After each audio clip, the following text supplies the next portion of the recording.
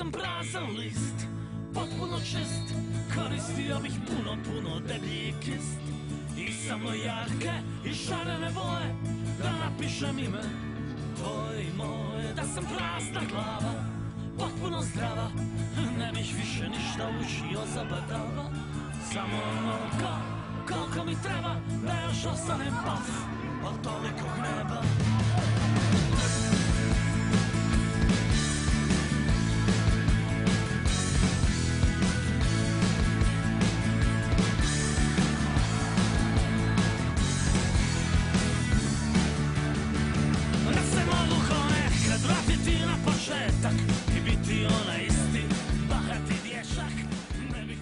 Teškom terenu, moja ekipa odigrala stvarno požrtvovno, borbeno i imali smo dobrog partnera u Moslavini. Moslavina se prikazala u jednom dobrom svjetlu, ali mislim da smo mi iskoristili svoje prilike, da smo još mogli možda i povećati to vodstvo.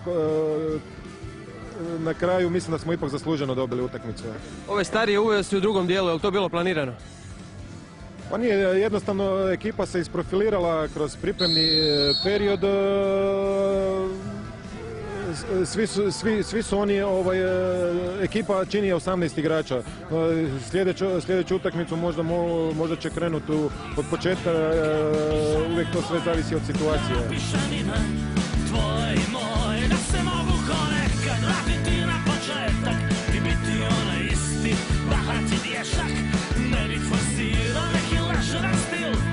Niti se trudio da uklopim moj svijet u ovaj svijet, moje snove u raspored.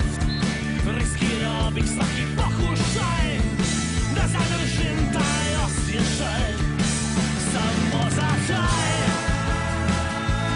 osjećaj, samo za taj osjećaj, samo za taj. Nisam nezadovoljan igrom, ali težak je teren bio, tako da jednostavno ovo što mi igramo nije prolazilo baš za nas. Imali smo šansu odmah u drugoj minuti, 100%, nismo to zabili, pa onda nakon toga smo malo stali. Zabišeni gol, onda drugo po vrijeme smo cijelo vrijeme napadali, nastavili zabiti gol, a na kraju zabili ovaj svjetski gol, tako da dobiše nas, ali meni se čini da nisu zaslužili.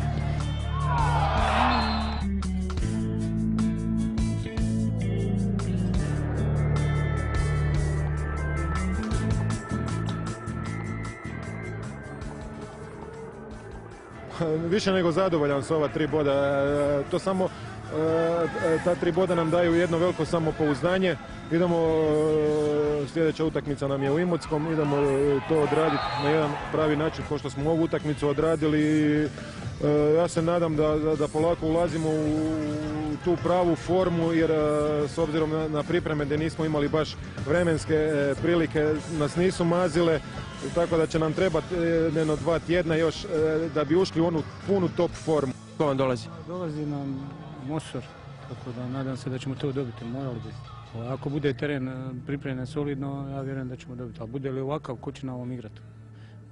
Tako da tu ne možeš ništa garantirati. Ali da će se boriti, to mogu garantirati. Evo. Ivane, hvala puno. Jedan koji se ne bori i to s tim sam zadovoljan. I valjda ja mislim da je publika vidjela da znamo da nismo loši. Puno sreće. Hvala.